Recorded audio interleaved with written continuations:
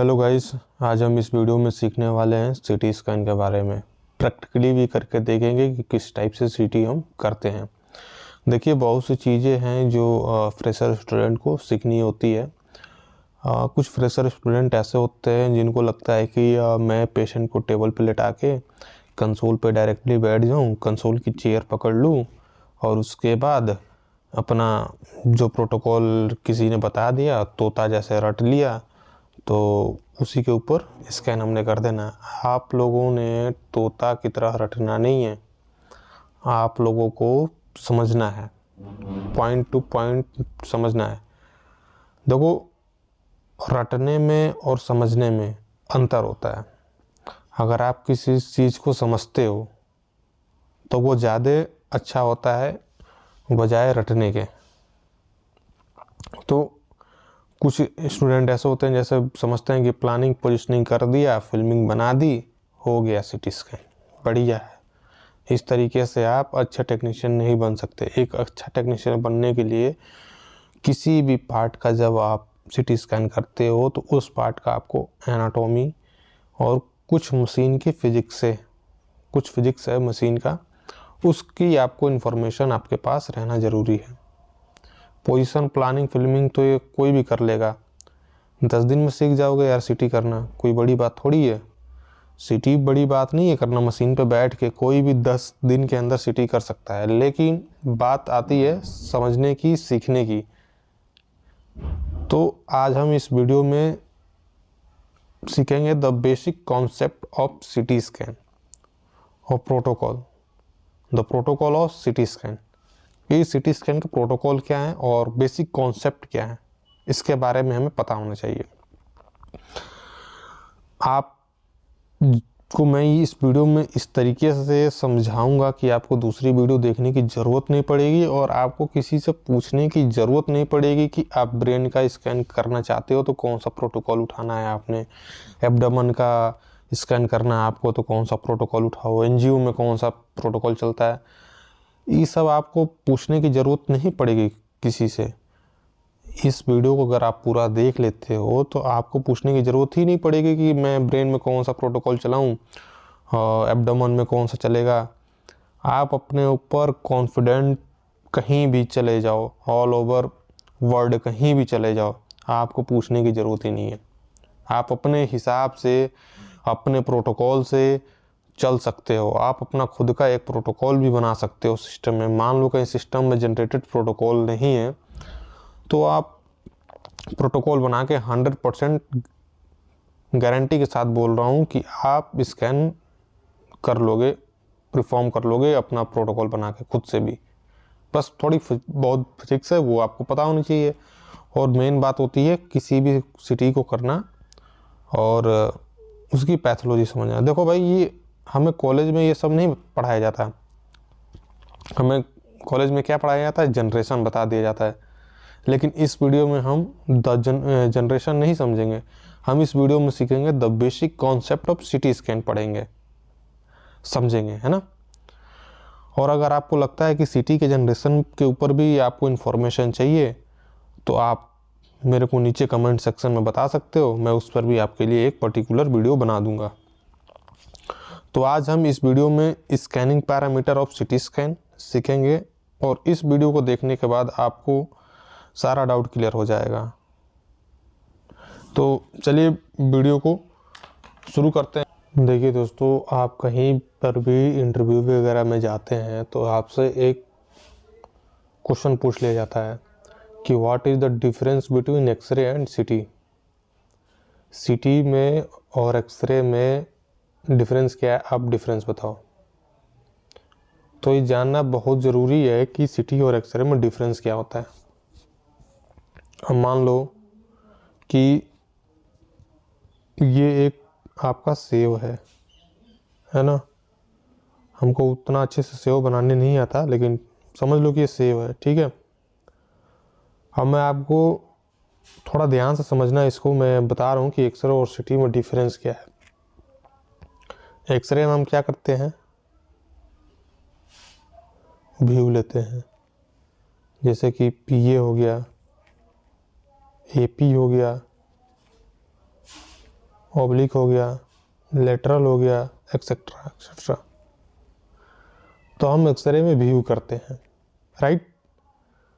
City में हम क्या करते हैं, सिटी काम कैसे करती है, सिटी जो है वो क्रॉस सेक्शनल एनाटॉमी के ऊपर काम करती है।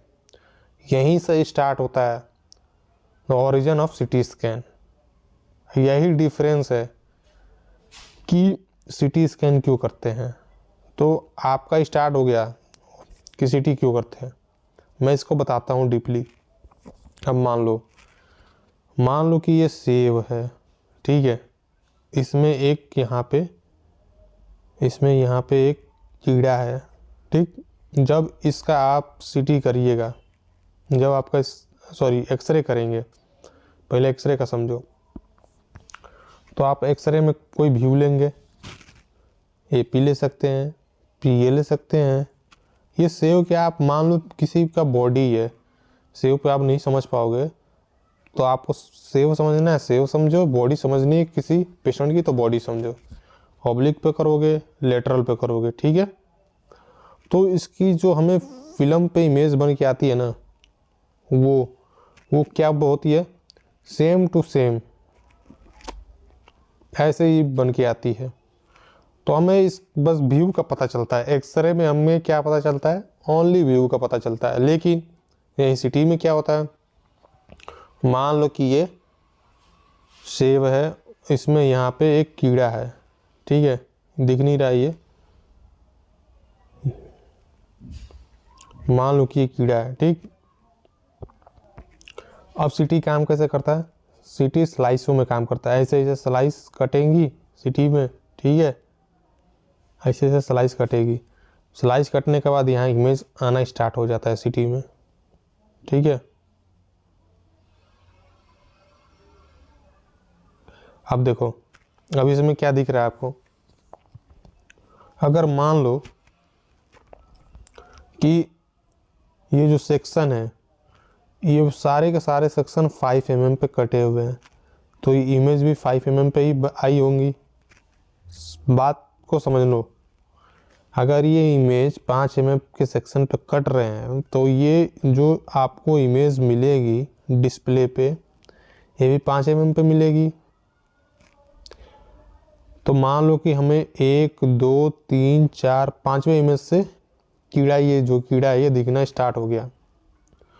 कोई आपसे पूछ ले कि आप एक्सरे में इस कीड़े का डेप्थ बताओ, यहाँ से कि डेप्थ क्या है।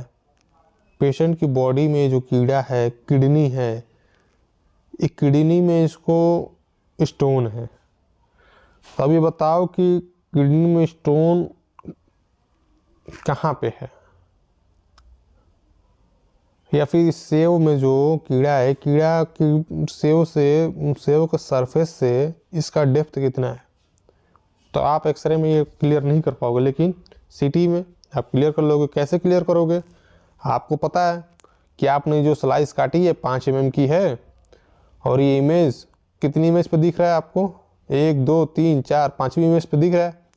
तो 5 × 5 25, तो जो इसकी डेप्थ है वो 25 mm पे है ना। और ये कितनी इमेज पे चला, 3 इमेज तक चला, उसके बाद चौथी में ख़त्म, ठीक है। तो ओरिजिन कहाँ पे हुआ, 25 mm पे, 25 mm की डेप्थ पे इसका ओरिजिन हो गया, और 6 7 है ना, और 35 mm की डेप्थ पे इसका एंड हो गया, है ना। तो सिटी में ऐसा काम होता है। सिटी क्रॉस सेक्शनल एनाटॉमी पे चलती है। क्लियर हुआ आपको कि सिटी में हम क्रॉस सेक्शनल एनाटॉमी देखते हैं, और एक्सरे में हम व्यू देखते हैं। एक्सरे ओनली व्यू के लिए किया जाता है और सिटी क्रॉस सेक्शनल एनाटॉमी के लिए किया जाता है। अभी मैं आपको बताऊंगा कैसे कैसे सब काम करता है। ये डिफरेंस था। कहीं भी आपसे कोई पूछ ले कि difference between X-ray and CT, तो आपने केवल एक ही आंसर देना है, सर हम एक्सरे व्यू के लिए करते हैं और सिटी जो है हम क्रॉस सेक्शनल एनाटॉमी के करते हैं। बस ये फंडा क्लियर रखो अपना। कहीं भी ऑल ओवर इंडिया में या ऑल ओवर वर्ल्ड में यही चलता है concept. CT cross sectional anatomy, X-ray view. देखिए बढ़ते हैं आगे और सीखते हैं कि how to work CT scan. CT scan की मशीन कैसे काम करती है। आप ऑल ओवर वर्ल्ड कहीं भी चले जाओ, चाहे वो सिटी की सीमेंस की मशीन हो, जी की हो, तोशिबा, फिलिप्स, किसी भी कंपनी की आप मशीन उठा लो, ऑल ओवर वर्ल्ड की बात कर रहा हूँ, पता नहीं कितनी कंपनियां होंगी, किसी भी कंपनी का आप उठा लो, सबका प्रिंसिपल एक होता है। सभी मशीनों का प्रिंसिपल सेम होता है और सेम प्रिंसिपल पे वो सभी वर्क करती हैं। दो मोड पे है ना, एक होता है एक्सियल और दूसरा हेलिकल। इन्हीं दो मोडों पे काम करती है मशीन। मान लो कि ये एक पेशेंट है, ऐसे मैंने बना दिया, ठीक है, पेशेंट है। अब इसकी बॉडी का हमें सीटी करना है, तो हम बॉडी को सेक्शन में हमें काटना है, तो दो मोड होते हैं, जैसा कि मैंने बताया आपको, एक्सियल और हेलिकल। हम पूरी बॉडी को इन्हीं दो मोडों के जरिए काट सकते हैं, ठीक है, स्कैन कर सकते हैं। एक तरीके से समझ लो कि जैसे कि गाड़ी है, जब तक आप कोई भी गाड़ी हो उसमें गियर नहीं लगाते, ना तो गाड़ी आगे जाती है ना ही पीछे जाती है। उसी तरीके से सिटी की मशीन है, जब तक आप इसमें कोई मोड सेलेक्ट नहीं करोगे तब तक आपका स्कैनिंग ही नहीं होगा बॉडी का। तो यही आपने समझना है कि ब्रेन का अगर हम स्कैन कर रहे हैं तो उसमें एक्सियल चलाएं कि हेलिकल चलाएं, एब्डोमेन का कर रहे हैं तो उसमें एक्सियल चलाएं कि हेलिकल चलाएं। तो यही सब मैं आपको आज बताऊंगा। तो प्रोटोकॉल कैसे सेट करें। उसी तरीके से क्या होता है कि जब हम सिटी में टोपो ले लेते हैं, स्काउट ले लेते हैं, तो उसके बाद हमें प्रोटोकॉल में सेट करना होता है कि हम इस स्कैन को एक्सियल मोड पे चलाना चाहते हैं कि हेलिकल मोड पे चलाना चाहते हैं, ठीक है। अब समझते हैं एक्सियल मोड क्या होता है। एक्सियल मोड क्या होता है, काम कैसे करता है। अब मान लो ये जो है पेशेंट है, ठीक है, इस पेशेंट का हमने किया सिटी एक्सियल मोड में। मान लो हमने 4 mm की स्लाइस थिकनेस ली, तो 4 mm की हम जब स्लाइस पे इसका स्कैन कर रहे हैं इस तरीके से, तो ये जो है ये 4 mm की है, ये सारी 4 mm की है, और इनके जो बीच का ये इंटरवल है ये भी 4 mm का है, ठीक है। ये मान लो कि पेशेंट का जो है ये वाला, ये जो आप ग्रीन वाला पार्ट देख रहे हैं पेशेंट का 100% डाटा है, और ये जो लाल वाला देख रहे हैं आप ये स्कैन किया हुआ है। तो एक्सियल मोड में क्या होता है, एक्सियल मोड में जब आप किसी स्कैन को सेलेक्ट करते हो तो बॉडी को क्या होता है, 50% ही डाटा हमारे पास आता है और 50% क्या होता है, लॉस हो जाता है। लॉस कैसे होता है, अब यहाँ समझो आप।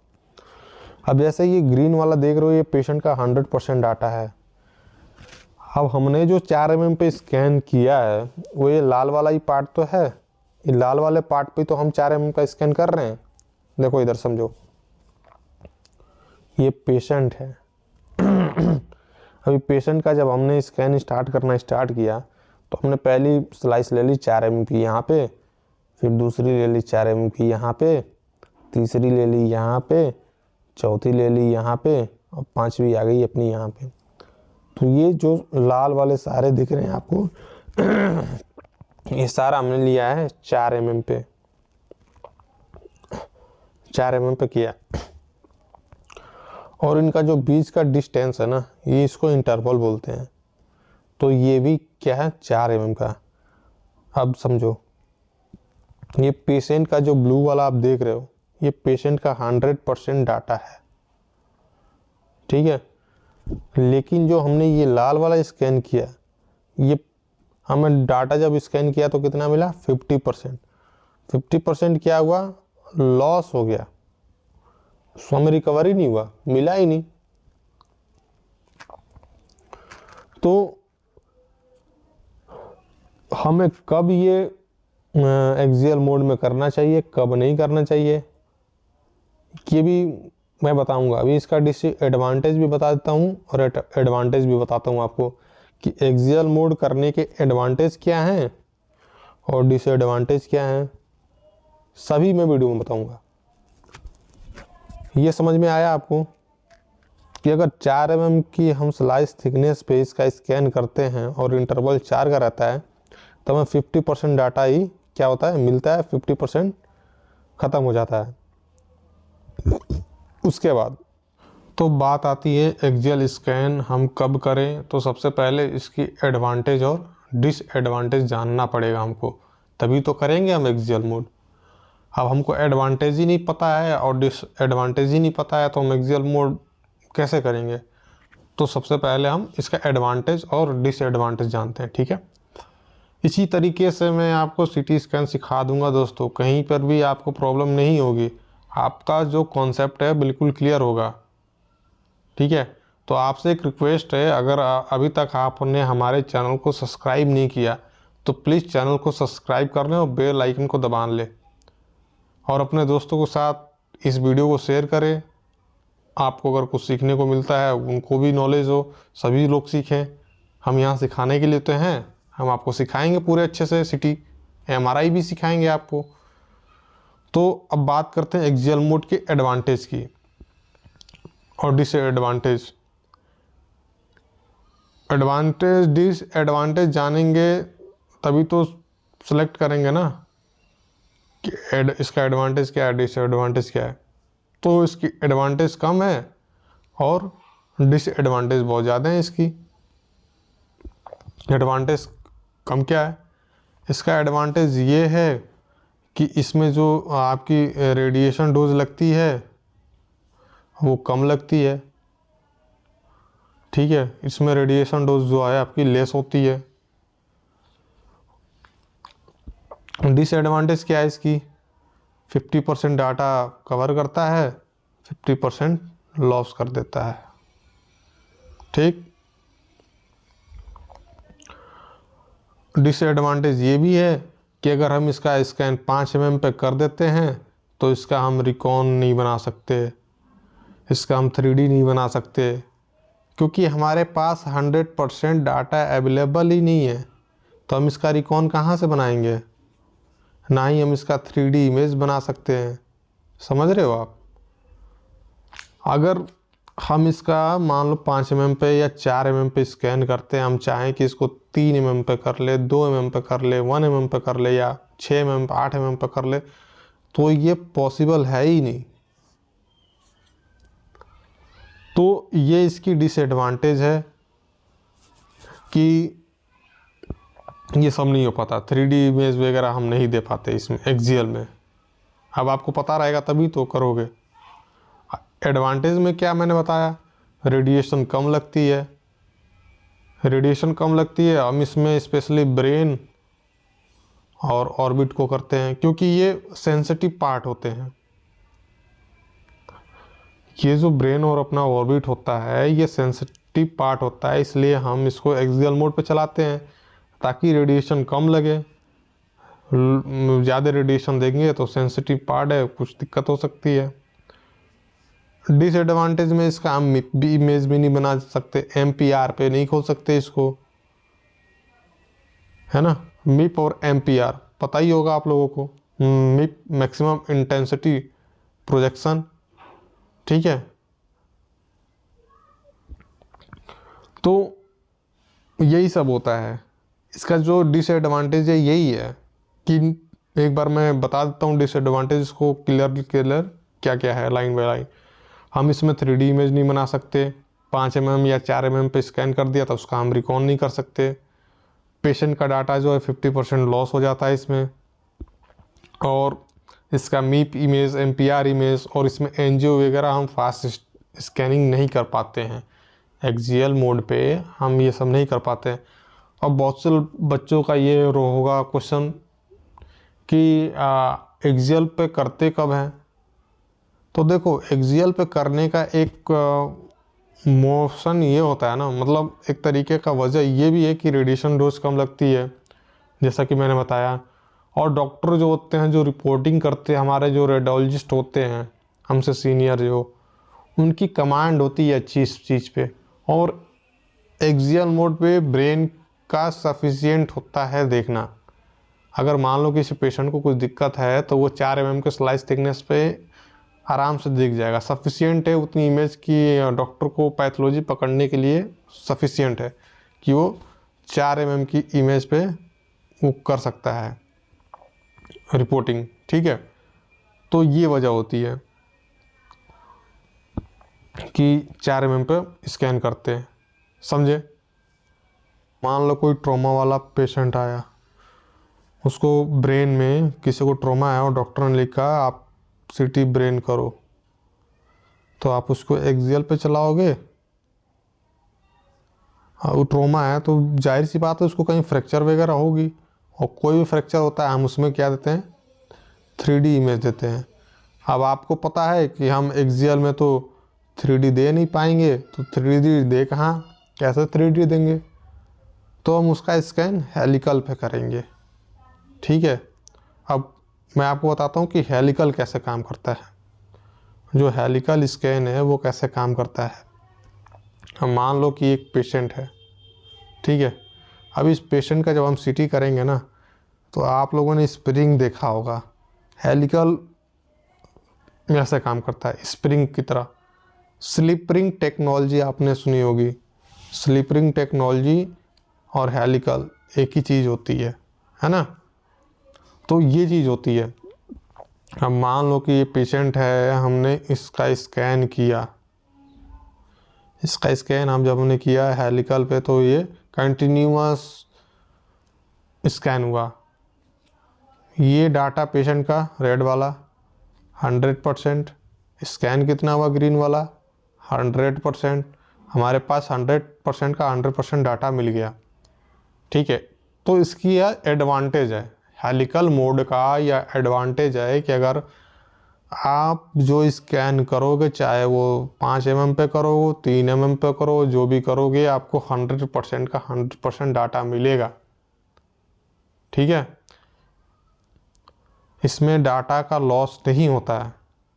एक्सियल मोड में आपको डाटा लॉस्ट देखने को मिल जाता है, लेकिन इसमें आपको डाटा लॉस्ट देखने को नहीं मिलता। अब इसका आप क्या कर सकते हो, आप इसका 3D बना सकते हो, रिकॉन बना सकते हो, MPR बना सकते हो, इसका मीप बना सकते हो। आप हर एक काम तो कर सकते हो आप इसमें। तो मान लो अगर कोई ट्रॉमा का पेशेंट आ गया, तो आपको उसका ब्रेन एक्सियल में नहीं करना है, आपको उसको हेलिकल स्कैन में करना है। हेलिकल मोड पे लेके मशीन को प्रोटोकॉल आपको सेट करना है हेलिकल मोड पे, फिर उसका आपको स्कैन करना है हेलिकल मोड पे। समझे? ये इसकी एडवांटेज है। अब मान लो कोई मशीन 5 mm का स्कैन किया है ना, तो उस मशीन की कैपेसिटी के ऊपर डिपेंड करता है कि वो उसका रिकॉन, हेलिकल मोड के लिए मैं बता रहा हूँ, कि उसका रिकॉन वो 1 mm पे बना सकती है कि नहीं बना सकती है। ये जो थिकनेस है ना, मान लो कि 5 mm की थिकनेस की रिकॉन जो है वो 1 mm पे बना सकती है, 2 mm पे बना सकती है कि नहीं, ये मशीन के कैपेसिटी के ऊपर डिपेंड करता है। सपोज करो कोई 16 स्लाइस की मशीन है, अब आपको करना है 1 mm का स्कैन। डॉक्टर ने लिखा है कि इसका HRCT करो आप 1 mm पे। आपको क्या करना है, HRCT 1 mm पे करना है। तो आप अब क्या करोगे, इसको हेलिकल पे करोगे, जाहिर सी बात है। अब आपको यही नहीं पता कि इसमें रिकॉन का भी ऑप्शन होता है। तो आप पेशेंट को अगर 1 mm पे स्कैन करने लगोगे तो टाइम क्या होगा, ज़्यादा लगेगा। तो पेशेंट को रेडिएशन जो डोज क्या होगी, ज़्यादा लगेगी। तो इसमें ऑप्शन होता है रिकॉन का। रिकॉन हम यूज़ इसलिए करते हैं कि मान लो हम 5 mm पे स्कैन कर लिया हमने, और इसका जो है हमने रिकॉन 1 mm पे बना लिया। तो इससे क्या होगा, पेशेंट को लो डोज रेडिएशन लगेगी और अपना स्कैनिंग टाइम भी बचेगा और स्कैन भी जल्दी हो जाएगा, और फिर हम इसको रिकॉन के थ्रू 1 mm पे कर सकते हैं। तो मैं रिकंस्ट्रक्शन के बारे में बताऊंगा पूरा, ये तो अभी मैं थोड़ा सा इन्फॉर्मेशन दे रहा हूँ कि रिकॉन काम कैसे करता है। ठीक है, वो मशीन के कैपेसिटी के ऊपर डिपेंड करता है, चाहे वो 32 स्लाइस की हो, 64 स्लाइस की हो, 28 256। मैं 256 स्लाइस के भी बारे में बताऊंगा कि 256 क्या है, 128 स्लाइस क्या होती है, 64 स्लाइस क्या होती है, सब के सब नॉलेज देने वाला हूँ मैं आपको। कहीं जाने की ज़रूरत नहीं है, सब का सब चीज़ बता दूंगा आपको। सिटी आपको 3 गारंटी देता हूँ कि 2 से 3 वीडियो में मैं आपको सिटी करना सिखा दूंगा और कॉन्सेप्ट इसका क्लियर होगा। इसमें जो है पेशेंट को रेडिएशन से कैसे बचाना है और खुद को रेडिएशन से कैसे सेफ्टी रखना है, ये आपको समझना पड़ेगा। जैसा कि मैंने बताया कि 1 mm पे आपको HRCT करना है, ठीक है, तो आपको पता होना चाहिए कि मान लो कि अगर कोई पैथोलॉजी है वो हमें 5 mm पे नहीं दिख रही है, तो हम उसका रिकॉन बना के 1 mm पे कर सकते हैं, 1 mm पे दिख जाएगी हमें, या फिर 0.6 पे। मतलब ऐसे जो मशीन की कैपेसिटी होती है ना, वो आपका 10 mm तक का होता है। कोई भी स्कैन करोगे आप 0.5 mm से लेके 10 mm के बीच में कोई सा भी सिटी कर सकते हो। ठीक है, मान लो आपने कोई 5 mm का स्कैन किया, 4 mm का किया, उसका 10 mm पे आप रिट्रो बना सकते हो। 10 mm का कोई किया, उसका 0.5 mm का आप रिट्रो बना सकते हो, रिकॉन बना सकते हो। ठीक है, तो ये सब कॉन्सेप्ट होता है। ये जो है मैं आपको सिटी स्कैन पैरामीटर जो है ये आपको बताऊंगा, सिस्टम पे प्रैक्टिकली करके दिखाऊंगा कि CT scan, the parameter of CT scan होता क्या है और पैरामीटर ऑफ सिटी स्कैन के है क्या। हेलिकल के डिसएडवांटेज कम है, ये रेडिएशन डोज कम लगाता है ना, सॉरी, ये जो इसके डिसएडवांटेज हैं हेलिकल मोड के, इसमें रेडिएशन डोज हाई लगती है क्योंकि इसमें जो है कंटिन्यूअस एक्सरे प्रोड्यूस हो रहे हैं और आपका 100% जो है ये डाटा कलेक्ट कर रहा है। तो 100% डाटा कलेक्ट करने में रेडिएशन क्या जा रही है, पूरी की पूरी रेडिएशन जा रही है, 100% रेडिएशन जा रही है, आपको 100% डाटा मिल रहा है ना, आपका 1% भी डाटा का लॉस नहीं होता है। तो इसमें यही एक डिसएडवांटेज होती है कि इसका जो है रेडिएशन डोज ज़्यादा होता है। तो दोस्तों ये था the basic concept of CT scan. आपको मैं लाइव करके भी दिखाऊंगा और the scan of parameter CT scan है ना, द सिटी स्कैन पैरामीटर जो है आपका मैं प्रैक्टिकली करके बताऊंगा सिस्टम पे, और लाइव करके भी दिखाऊंगा कि प्रोटोकॉल कैसे उसमें सेट करते हैं, प्रोटोकॉल कैसे बनाते हैं। अगर आप खुद से प्रोटोकॉल बनाना चाहते हो, जो इंजीनियर आते हैं वो भी टेक्नीशियन ही होते हैं, वो भी कोई पेट से कोई कुछ सीख के नहीं आता, सबको यहीं सीखना पड़ता है। तो आप बस कॉन्फिडेंट होके रहो, मैं आपको 2 से 3 वीडियो में सिटी करना सिखा दूंगा। तो अगर आपको इस वीडियो से कुछ सीखने को मिलता है तो हमारी वीडियो को सब्सक्राइब करें, चैनल को। अगर आप फेसबुक पेज पर देख रहे हैं तो हमारे फेसबुक पेज को लाइक करो, और यूट्यूब पे देख रहे हैं तो हमारे यूट्यूब चैनल को सब्सक्राइब करिए और अपने दोस्तों के साथ शेयर करिए। ये पार्ट 1 है, मैं आप सभी के लिए जल्दी ही इसका पार्ट 2 लेके आऊँगा। नहीं, मैं ये देख रहा हूँ कि वीडियो काफ़ी लेंदी हो जाएगी, तो इस वजह से मैं इसको 2 पार्ट या 3 पार्ट में बना दूँगा। तो चलिए मिलते हैं अगले वीडियो में, और तब तक के लिए आप प्रैक्टिस करिए, वीडियो को 2 बार 3 बार देख डालिए, समझ में आ जाएगा। अगर एक बार में समझ में नहीं आता आपको तो वीडियो को 2-3 बार देखिए, समझ में आएगा आपको, है ना। तो मिलते हैं अगले वीडियो में, मैं इसका सेकंड पार्ट जल्दी लेके आऊँगा। तब तक के लिए टाटा बाय बाय, टेक केयर।